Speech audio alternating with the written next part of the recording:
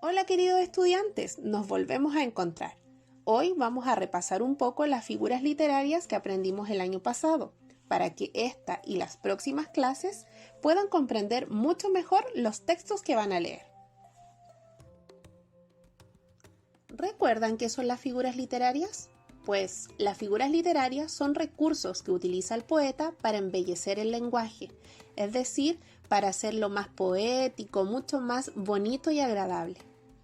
Por otra parte, son formas no convencionales de emplear las palabras, es decir, formas poco comunes de decirlas. Este es un lenguaje muy utilizado en el género lírico, específicamente en poemas, canciones, odas, entre otras. Acá vemos las figuras literarias que repasaremos a continuación. La metáfora. La metáfora es un recurso literario en el cual se comparan de forma indirecta dos cosas diferentes. En ella no se utilizan elementos de comparación, sino que se nombra una cosa como si fuera otra. En palabras simples, usas una palabra para decir otra de una forma más poética. Veámoslo en el ejemplo. Las perlas que tienes en tu boca. Estoy realizando una comparación indirecta entre las perlas y los dientes que están en mi boca. Comparación. La comparación es la relación entre dos términos por la semejanza que hay entre ellos, es decir, la semejanza o similitud entre sus características. Palabras claves con las que podemos entender o saber que hay una comparación son como o se parece a. Veámoslo en un ejemplo. Tu piel suave como el algodón. Estoy haciendo una relación entre dos términos, lo suave de la piel con la suavidad del algodón, es decir, una comparación. Hipérbole. La hipérbole es un recurso literario que consiste en exagerar, aumentando o disminuyendo de manera excesiva las cualidades o características de aquello de lo que se habla. Veámoslo en un ejemplo. Tienes millones de juguetes. Aquí estamos exagerando y cambiamos la palabra muchos por millones. Personificación. Esta figura literaria consiste en atribuir cualidades humanas a animales o seres inanimados, es decir, los animales o las cosas van a realizar acciones que generalmente hacemos las personas. Veamos el ejemplo. Las estrellas nos miraban. ¿Las estrellas tienen ojos? ¿Las estrellas nos pueden mirar? No, por lo tanto estoy atribuyendo una característica humana a un ser inanimado. Antítesis. En ella voy a relacionar dos palabras, frases o ideas que tengan significados contrarios, poniendo estas palabras juntas. Veamos el ejemplo. Me esfuerzo por olvidarte y sin querer te recuerdo. Estoy relacionando dos palabras que son contrarias, olvidarte y recuerdo. Pleonasmo. En esta figura literaria se utilizan elementos redundantes.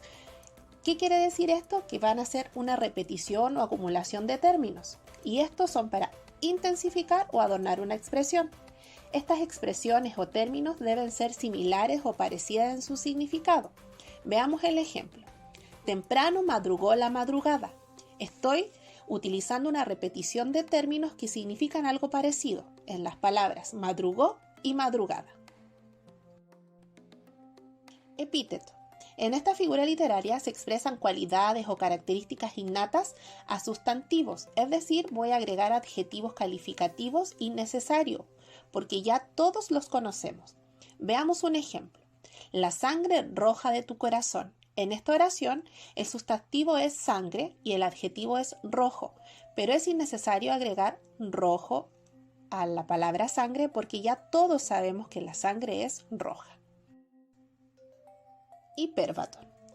Este consiste en la alteración del orden lógico de las palabras, es decir, cambiar o mover el orden habitual de las palabras dentro de una oración o una frase. Veamos el ejemplo. Me gustaría en mis brazos tenerte. ¿Cómo sería el orden lógico de esta oración? Me gustaría tenerte en mis brazos. Aliteración. es la combinación repetida de fonemas iguales o afines. Esto quiere decir que se va a repetir un mismo sonido dentro de uno o varios versos al principio de las palabras. Veamos el ejemplo. Suaves susurros suenan en el silencio. Como ven destacado en rojo, se repite el sonido su. Onomatopeya. Son palabras cuya pronunciación imita sonidos naturales. Esto quiere decir que imitan sonidos reales por medio del ritmo de las palabras, donde el sonido mismo refleja la acción. Veamos el ejemplo. Mi corazón suena tic-tac al verte pasar. El sonido tic-tac del corazón refleja los latidos de este. Anáfora. Estas consisten en la repetición de las primeras palabras de un verso. Simple, veamos el ejemplo. No voy a aceptar presiones, no voy a acceder a amenazas, no voy a olvidar mis compromisos. Como ven, el principio de cada verso se repite la frase no voy.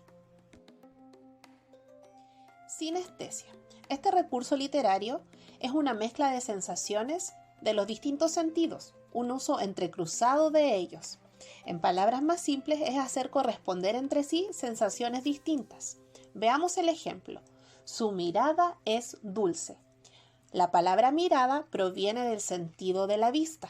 En cambio, la palabra dulce viene del sentido del gusto. Por lo tanto, estoy contraponiendo o mezclando dos sensaciones de los sentidos que son distintas.